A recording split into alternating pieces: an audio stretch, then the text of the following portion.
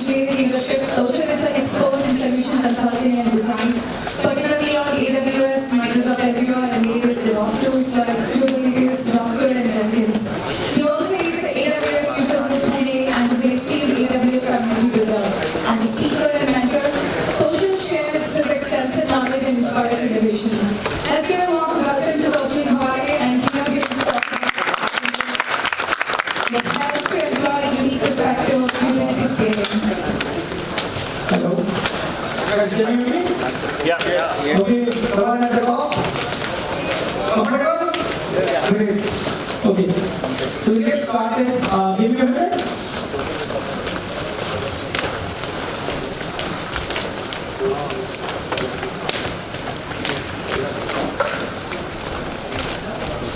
Wonderful. So, good afternoon, everyone. My name is Toshal. In this session, we are going to talk about Karpenter. Since this is a very lively, I would say super fast lightning talk, I have only 10 minutes to cover my session. Without going into much, let's look at the agenda. Okay. This is me. I'm a passionate community learner, community contributor. I work with JPMC and I'm a user group leader for AWS user group Pune. Recently we conducted KCD Pune, which was one of the technical events which happened in Pune, and here we are at Hyderabad KCD. Yeah. That's about me. So let's look at the agenda. We are going to cover what is Kubernetes. I know everybody knows it, so we'll skip that part. And then we'll look at what are the various ways to scale your Kubernetes cluster. And then we'll see what is Karpenter. How many of you have heard about Karpenter? Raise your hand. Wonderful. Okay, so we'll see very briefly how Karpenter helps us to scale our Kubernetes cluster. Okay, so yeah, Kubernetes is an orchestration tool, and we know that pods, nodes are a very critical component of any Kubernetes cluster. So I'll skip this part, and we'll move into the scaling of our Kubernetes cluster. How do we scale our Kubernetes cluster? Do you know Kubernetes does not have any kind of a scaling mechanism inbuilt by itself? Yes, no? Yes? Okay. So what do we do? Okay? So what do? We use some kind of a scaling mechanism. We generally have scalers like horizontal pod scaler, vertical pod scaler, and then we also have cluster autoscaler. So what does horizontal pod scaler do is, it scales your pod, based upon certain conditions. So it keeps on adding new pods to your cluster to provide you the needed capacity. Okay? So similar to this, we also have vertical pod scaler, which will be kind of adding capacity on the same pod. You might increase your pod size based on certain condition. Okay? So are this the efficient way of doing your scaling? Yes. I would say, in fact, they are, but then we have a better solution for it. Okay, we'll look at that. Another very, very predominantly used scaling solution which is there is the cluster autoscaler.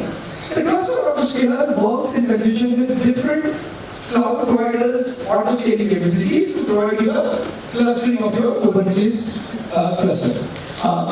So, how does the autoscaler work? It works based on certain kind of conditions, like if my pod has failed, I will replace it with a healthy pod. It might see that certain nodes have underutilized capacity. So how do I utilize it in a better way? And for this, you need to do a heavy lifting in terms of the auto-scaling of your Kubernetes cluster. So we'll see some of the limitation, what is stopping you to have a better solution for your Kubernetes cluster. One of the key criteria is scaling always takes time. It is not that you just initiate it and it will be done immediately. What you have to do is you have to have right mechanism to scale your cluster, then you have to use the hyperscalers auto-scaling capability, orchestrate that, and then have a capacity. Yeah? How many of you are using Kubernetes cluster in production environment? Very good. Good. There are certain criteria when we are defining any kind of a cluster, auto-scaling in our cluster based upon label, takes, affinity, and so on. Yeah? So those are the constraints which will actually kind of a hindrance for you to do efficient scaling. Then we will also have some kind of a request-based scaling. Yeah? It is always like we see that our application is like not able to support the amount of traffic which is coming into it, then we do a scaling. Then we will have some kind of administration, as I already told you, the hyperscaler needs to have some kind of a scaling capability which will help you, and then you do the scaling. But doing all these things, are you achieving efficient scaling? The answer might be yes or no. Yeah? Unless until you know a better solution, you will not be able to understand whether we are doing efficiently or not. Okay? So that's where a tool called Karpenter comes into picture. Yeah? So Karpenter is kind of an open source tool which is developed by AWS, and it is being known as a CNCF project. So which actually changes how we do a scaling of our Kubernetes cluster. When I talk about cluster autoscaler, it uses the hyperscaler autoscaling capability, and it talks to that and then does the scaling. When it comes to the Karpenter, it does not depend on the hyperscaler autoscaling capability. What it does is directly use the APIs to talk to the the facility to actually scale your environment. So it bypasses completely the autoscaling group, the cluster autoscaler, and simply talk to the API and do the scaling of the Kubernetes cluster. Yeah? So it helps you, Karpenter helps you automatically scale your Kubernetes cluster by using the right amount of capacity in an efficient way. Now, take an example that you have a node where you have a capacity of, each node has a capacity of 3 pods. Yeah? And when there is a need of another pod to be spun up for another application, the straightaway answer would be to spin up another node with the same capacity. Now this is, in a normal scenario, is a very optimal way of actually scaling your Kubernetes cluster. But then it has some kind of a limitation in terms of, are you utilizing the node capacity in an efficient manner? Yeah? Are you having the right node requirements into factor when you are doing scaling? So this kind of problems are solved by using your Karpenter. What Karpenter does is, it provisions a node for you, okay, not based upon the node definition, but based upon 2 files in a Karpenter, which is called as node pool, YAML, and a EC2 pool class. Okay, these are the 2 files, very, very important, in which you define what is the size of my, what are the size of the node I am going to spin up if there is a need of a capacity increase or a capacity decrease. So it checks multiple things. Yeah? It talks with the queue scheduler in the front end, and then the Karpenter in the back end takes a decision based on multiple factors to derive to a kind of arrangement that, suppose if I have an unscheduled pod, it will provide a capacity on your cluster by provisioning a node which might be small, but that it will suffice your need. Yeah? And there is a very elaborated kind of a mechanism how it decides what is the size of the node which is going to spin up. Okay? What kind of distribution is going to spin up?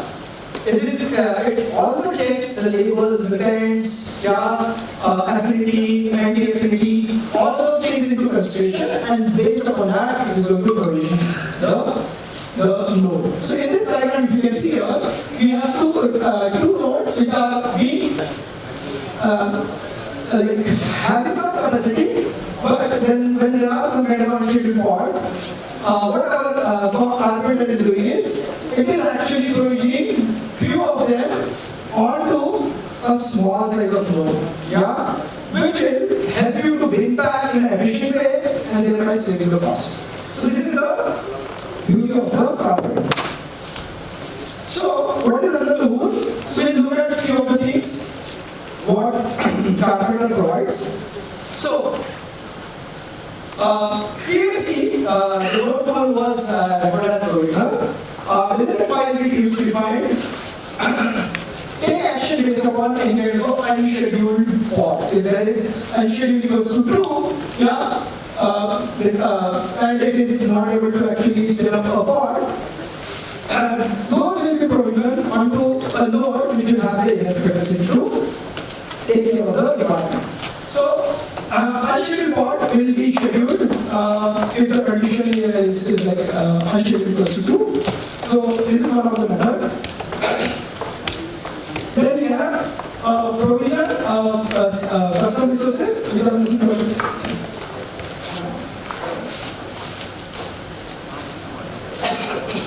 So we have node tool when we define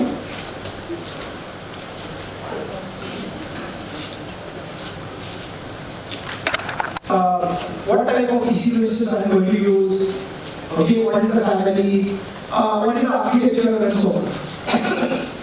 Then we'll also look at various labels which are there as part of our scaling. So it will look for the label, whether it is for team A, team B, and so on. Yeah. It will also check based upon certain criteria of architecture, whether I want to use a GPU based kind of a, or a compute based or a memory optimized kind of a EC2 instance. Then there is also a mechanism built into your Karpenter, which will also keep a track of what are the nodes which I need to deprovision if there is a underutilization. So it will check that as well, and based upon that, it might move your workload to another node which has a capacity to suffice it and remove the other node. In Karpenter, there is something called as enable, what you can say, conditionally reduce the size of your, what you can say, deployment. So by raising that flag, what it does is, it checks for any kind of underutilized node or a node where we can move the capacity and remove the node which is being underutilized. Okay, that is also possible in the Karpenter. Then, all this whatever we have done can have a mix and match of various parameters. Yeah, you can have a on-demand as well as a spot instance. One of the very critical feature of Karpenter is it gives priority to spot instance if you do not specify anything in the node pool. Yeah, so it goes for a spot instance. The Karpenter is intelligent enough to understand that if my spot instance price is more than my on-demand, at times it happens, then what it does is it gives preference to that on-demand, even though spot can be taken as a first choice, but if the price of the spot instance is more than the on-demand, it actually goes and provides the on-demand kind of. So this kind of intelligence is already built into the Karpenter and being utilized.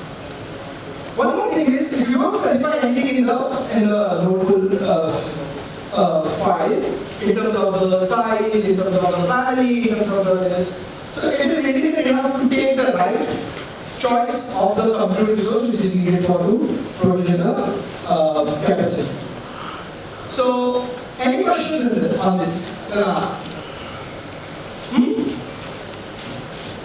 So, what are the outcomes of this? Yeah. So, what we are talking about is, if you have a need of provisioning one pod, okay, and you already have what you can say right capacity in another node, what it does is it goes and bin back that and reduce the amount of underutilized resources.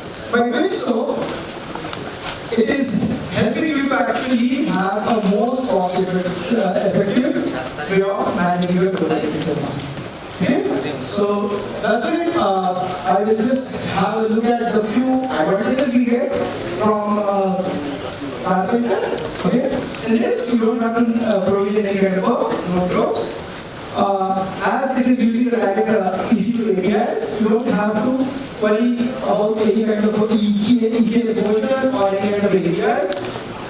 It does intelligent selection of the compute resources which is there, and it supports squad system natively. Yeah, so that is also covered. Another very important feature which is there in the Karpenter is you can set something called as TTL. Okay. After the TTL expires, whatever the nodes for which this TTL is applied, they are automatically removed from your cluster. And you get advanced provisioning based on different labels, taints, and so on. Yeah. So with that, I end my presentation. I'm open for questions. So these are the resources you can refer. Yeah, there's a question. So in Karpenter, can we set limits, like if I have a CPU limit or a memory limit, can I set those thresholds? Can you? In Karpenter, can I set the threshold for my CPU limit or memory limit for a pod or deployment? Yes, you can do that. Very well, you can do that. There's another feature is like you can create different files where you specify that this kind of a configuration should be given first preference in terms of weightage. You can also have something called as weightage. For example, some team are working on a kind of a GPO-based need of environment.